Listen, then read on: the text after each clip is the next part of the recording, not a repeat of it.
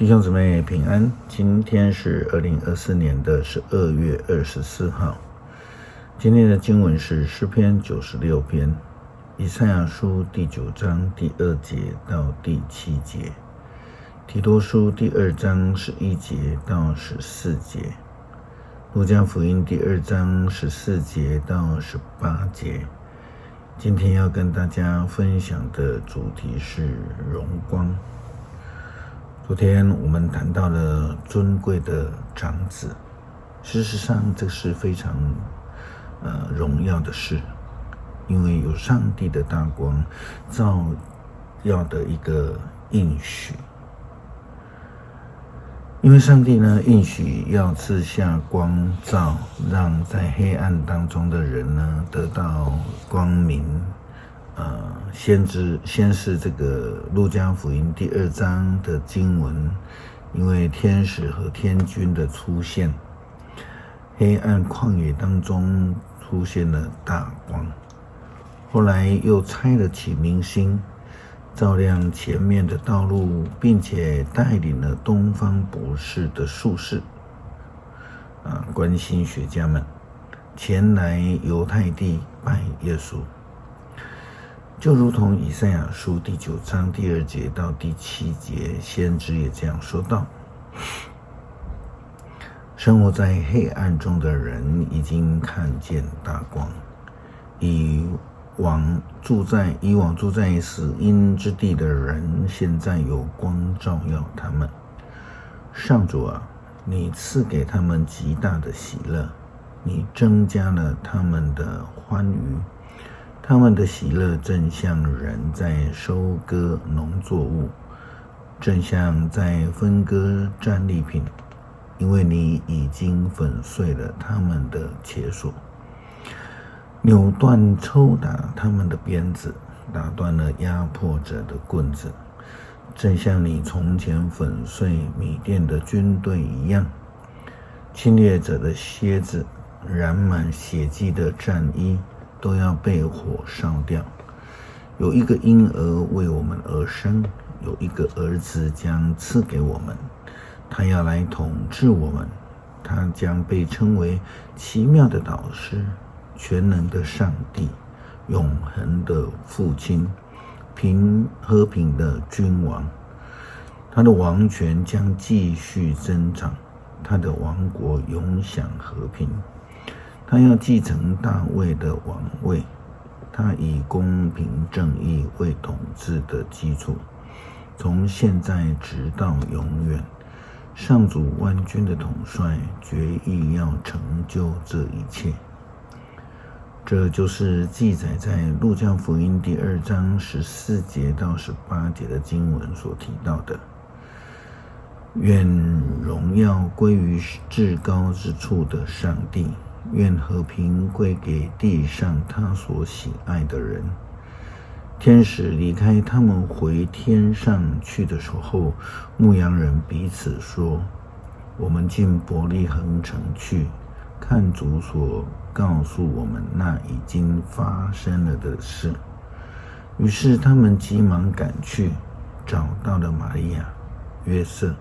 和躺在马槽里的婴儿。牧羊人看见以后，把天使所说关于婴儿的事告诉大家。听见的人对牧羊人的话都很惊讶。这大荣耀大光就是上帝所赐下的救恩，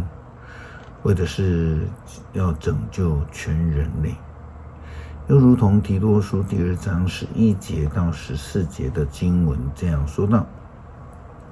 因为上帝拯救全人类的恩典已经显明出来了，这恩典训练我们弃绝不敬虔的行为和属世的私欲，在世上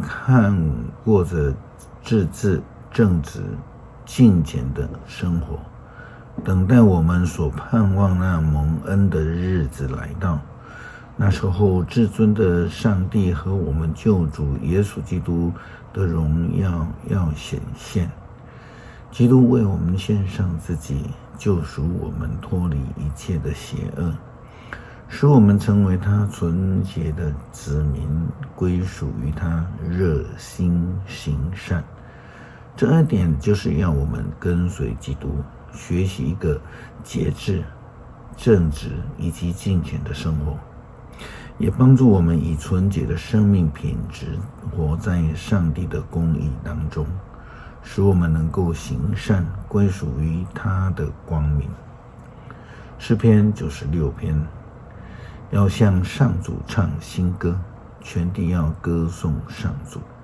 要向上主歌唱颂赞他，要天天传报他拯救的佳音，要向万国宣扬他的荣耀，要向万民述说他伟大的作为。上主至大，应该大受颂赞，他应该比万神更受敬畏。列国的神都不过是偶像，但上主创造了诸天，光荣威严环绕着他，大能华美充满着他的圣所。地上万民都要颂赞上主，要赞美他的荣耀和大能力，要颂赞上主荣耀的名，要携带供物进入他的殿宇。当上主显圣的时候，要俯伏敬拜，全地要在地面上战斗，要向万国宣布，上帝掌权，大地坚立，不会动摇。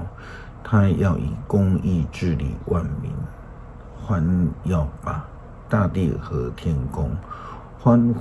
呼喊吧，海洋和其中的生物欢乐吧，田园和其中的产物。那时候森林中的树木要欢呼，因为上主要来治理普天下。他要以公义统治世界，他要以信实对待万民。恳求上帝帮助我们领受大光，不但能够活在光中，更能够成为世界的光，使人能够因着我们看见上帝的荣耀。祷告奉主耶稣基督圣名求，阿们。